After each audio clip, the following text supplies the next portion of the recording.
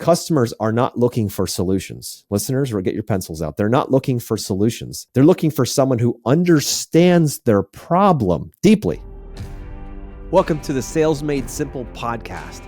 This podcast is dedicated to helping overwhelmed outdoor living professionals, landscapers, and hardscapers just like you increase your closing rate to over 75% without doubling your workload so you can build a seven-figure business that doesn't need you.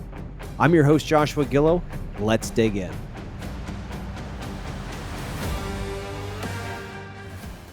Hello, everybody, and welcome back to the Sales Made Simple podcast. This is your host, Joshua Gillow, and this week I have Frank Bork on. He's a well-known speaker, writer, consultant, and entrepreneur in our industry, and we're going to start off with our first conversation around the real reason why you're losing over 50% of your outdoor living projects to competitors and how to fix that now. So, Frank, welcome to the show.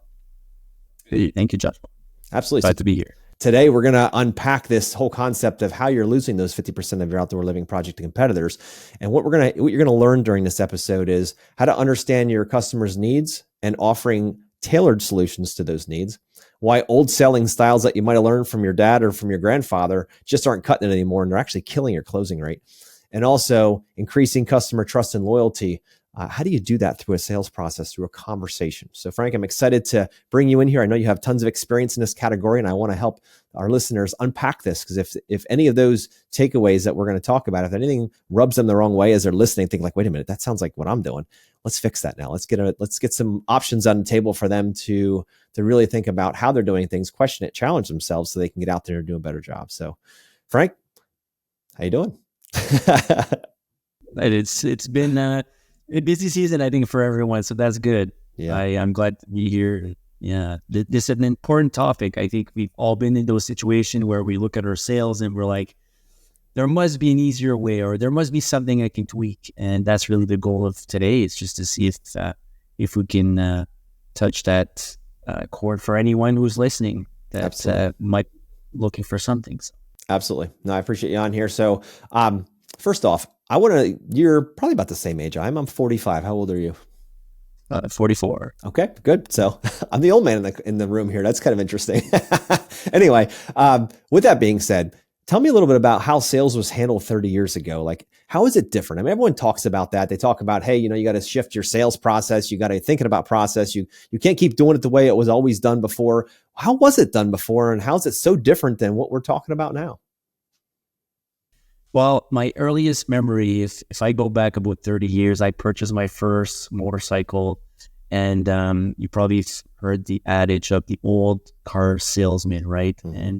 And that's the best thing the best comparison I could give you to the feeling I had looking back about 30 years, where I'm purchasing my first vehicle and I'm looking to make the right decision. Obviously, at the time, doesn't matter if it's $500 or $5,000. It's a lot of money for someone who's making the first purchase. I remember going into this place where they were selling multiple different kinds of vehicles, and what I was looking for was a motorcycle. And I remember the person coming up to me and going right into, "Hey, what are you looking for?" And right from that moment on, I felt like I had to purchase something from this person, because it was really very pushy. It was very, okay, you need this. This is the one vehicle that it was a motorcycle. The motorcycle that's the most in demand. That's the one that everyone's buying. That's the one.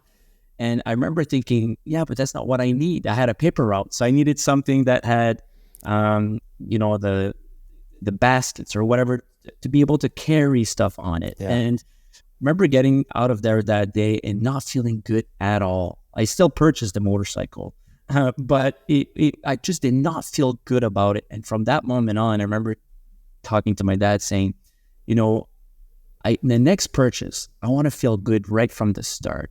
And so that feeling of being pushing the product that person feels, or he feels he wants to sell that day, or he needs to sell, or he's got the best product, or he's got the, it's all about that person. It's not about the person actually buying. If it's all about the seller and not the buyer, I think we're missing the point, right? And on the other side, that said, it's helped me as a salesperson later on to want to make people feel the opposite way. It's not about me.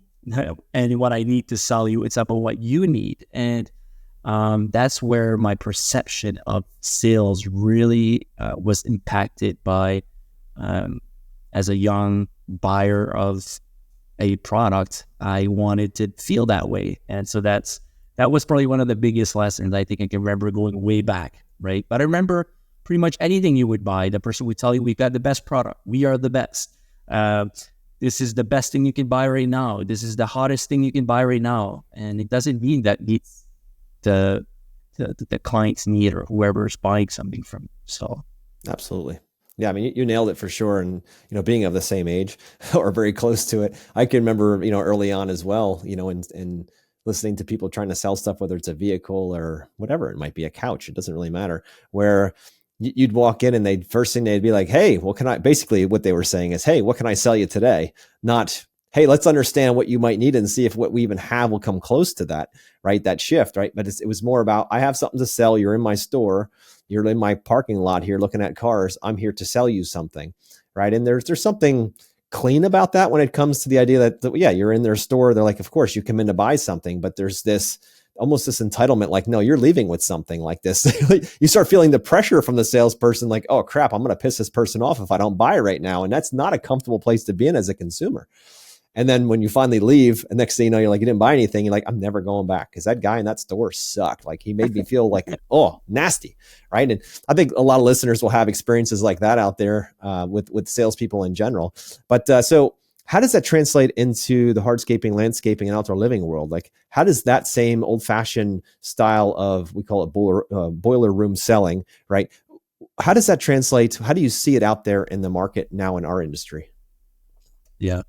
Well, I think it applies in the sense that, we're selling services. Sometimes it's of large value, and oftentimes it's of large value, large projects. So it can range, let's say, from the $5,000 to over $100,000. But imagine someone coming in to sell, and the message is the same: very pressure based, very product centric. Like, I have the best product. I'm the best company.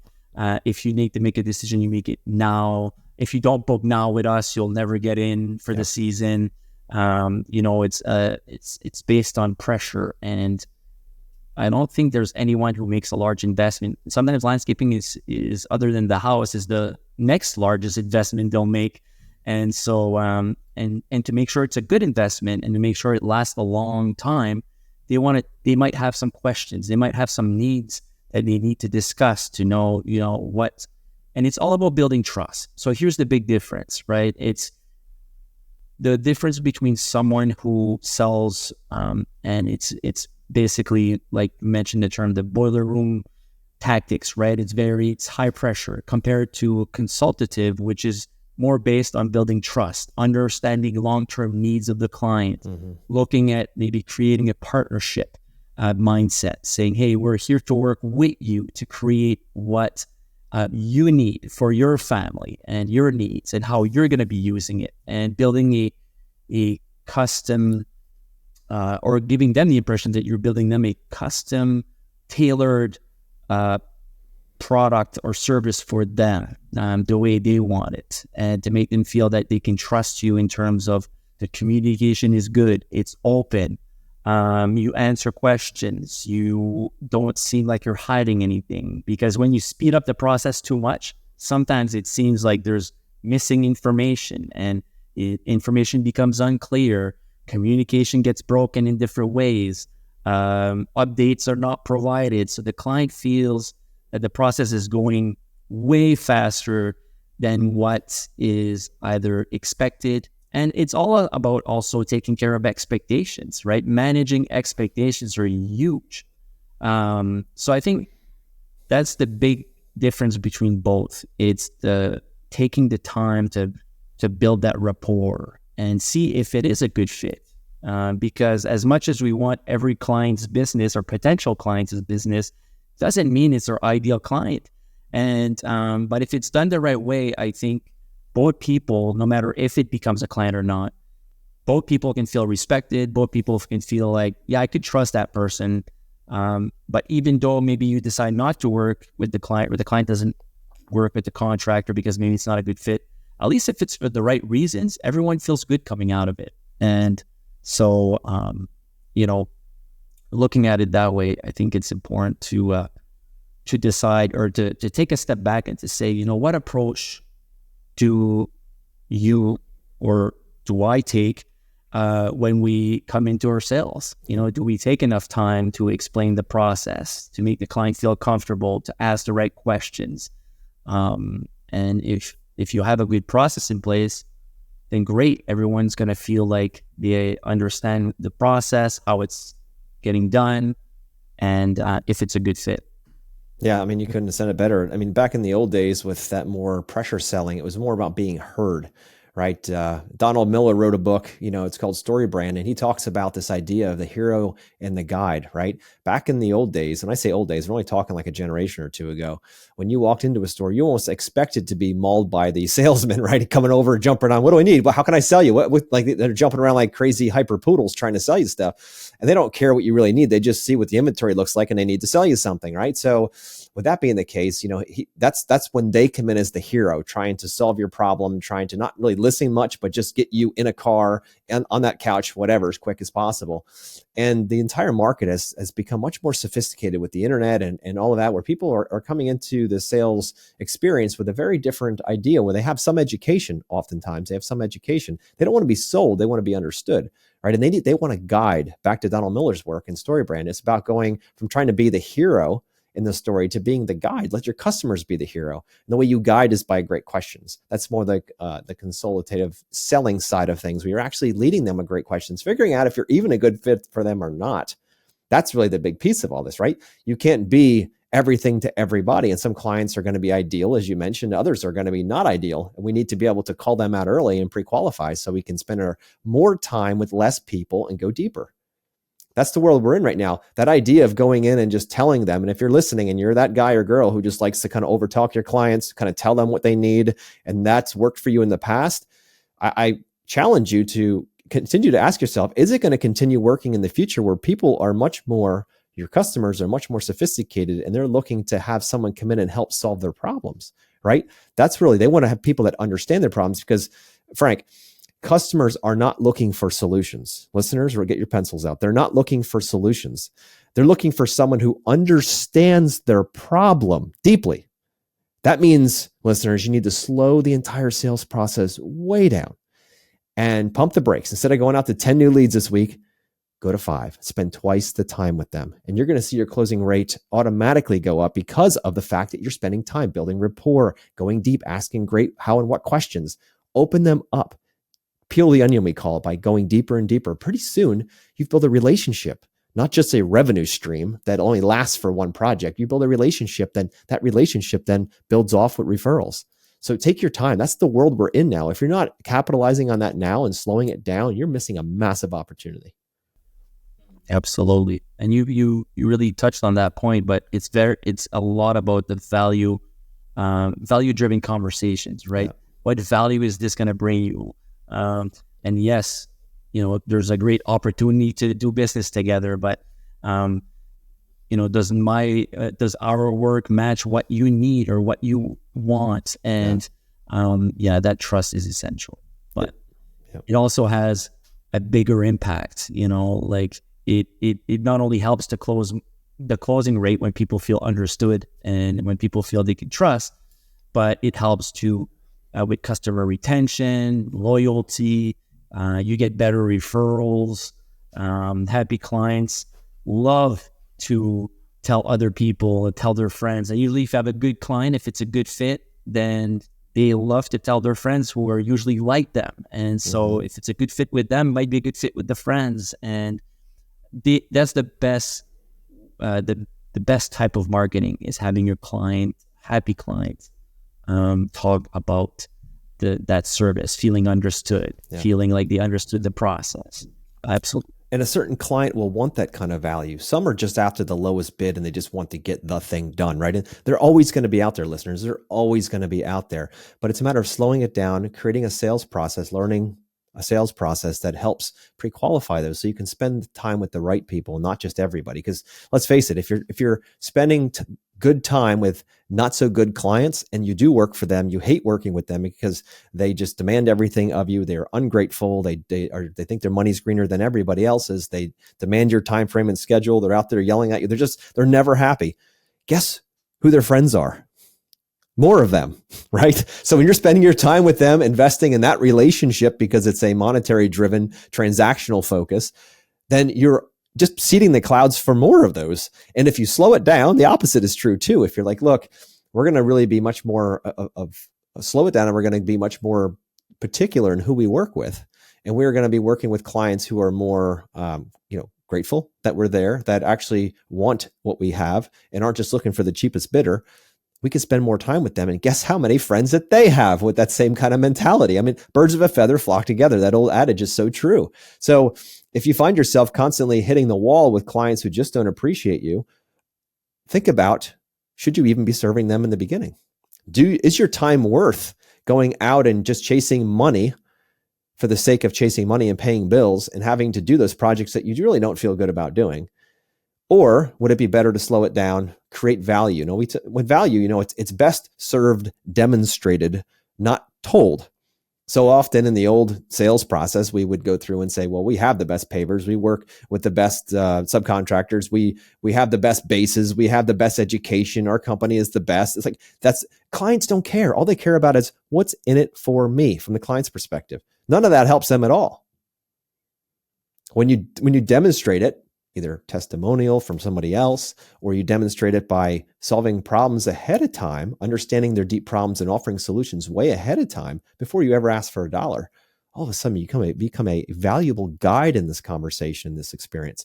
Now, all of a sudden, the other guys that are just out there chasing dollars, the transactional guys, they stand out like sore thumbs, like, oh, those guys just want money. They're the guys at the used car dealership that just scream, come buy from me. I don't care if you need an SUV or not. That's what we have for sale today, right? Those guys stand out. And you were like, wait a minute here. No, I'm the perfect sedan that you need for your family, right down to color, trim style, everything inside, because we listen and we know which car fits you best.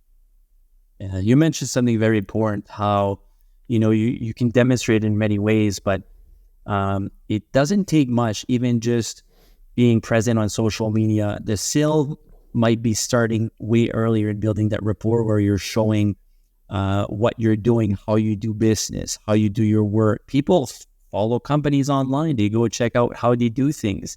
If a client looks for a contractor that's very organized and works in a clean manner, and they might be, part of their expectations might be that, but you might be able to demonstrate that in many different ways in your marketing, yeah, or in your presence online. So the sales doesn't just start at the door, right? Yeah. It can start way earlier, and showing your process, explaining how you do things can start way earlier than that. So 100%. There's many ways to build that trust. Absolutely. We could do a podcast just on each one of those ways. But I want to circle back to another thing you mentioned about trust, right? Trust is so important. Setting expectations, delivering on them. That is a core to any good relationship, regardless if it's a business transaction or transformation, or whether it's just, one-on-one, two humans making a connection. How can we better how are we showing trust now in the industry, and how could we make it better? How could we show even more trust, build more trust with customers out there now? Maybe a listener's thinking like, I think I do build trust with customers, but maybe Frank's got a trick or something that I don't know of, that I'm not watching, that I'm not aware of, that I could help build better trust with my customers. Yeah, I think trust, first of all, gets built by understanding that people have expectations. And so if we book, it starts with the appointment. If we say we're going to show up on time, we show up on time. That's the first step to the trust.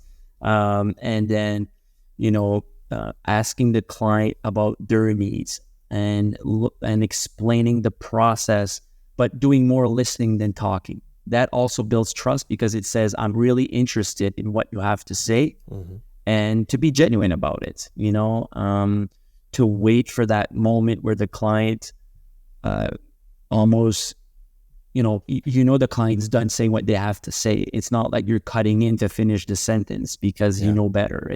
But essentially, you might not be trying to do that, but the client is is paying attention to all these things. And I always mention to my sales team when I was operating a larger company where, I was telling the salespeople, be relatable, but also try to be, so you have to match the energy of the client, right? It's almost like trying to understand what they need, what they want.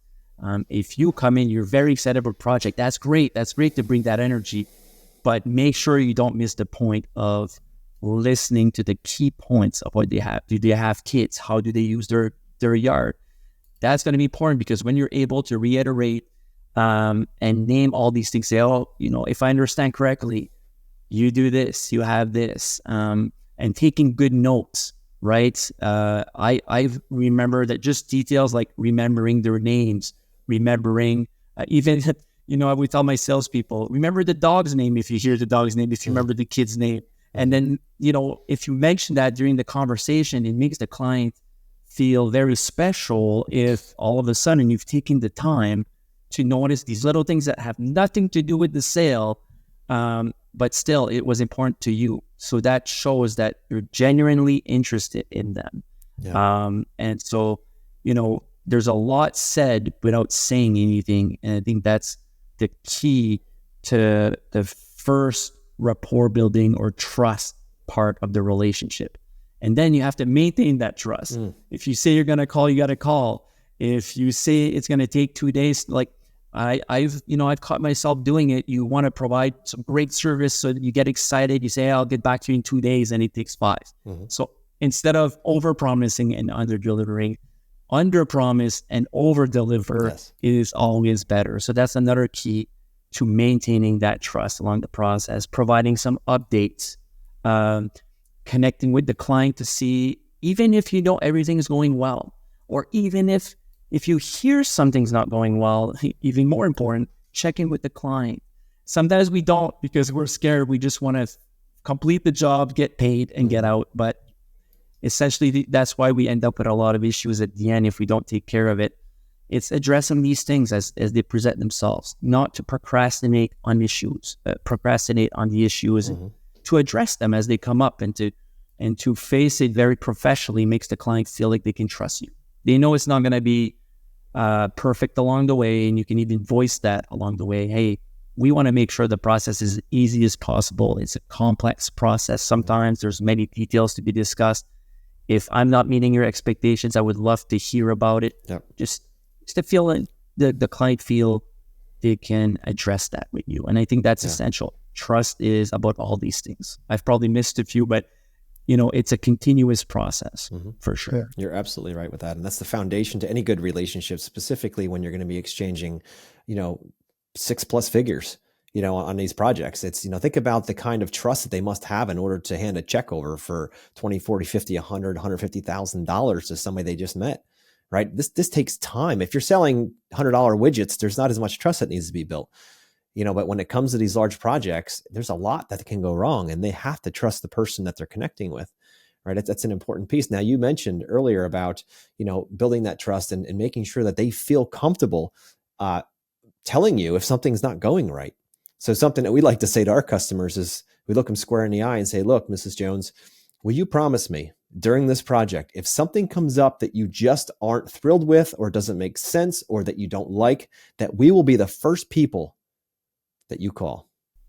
That's good. Right? I love that. And they're like, yeah, absolutely. Because what that does, Frank, that's not just like, hey, that's some hyperbole. Like, this is an opportunity to say, I've opened the barriers now. You don't have to worry about calling me. I'm not going to be offended. I'm not going to be upset. I'm not going to yell at you.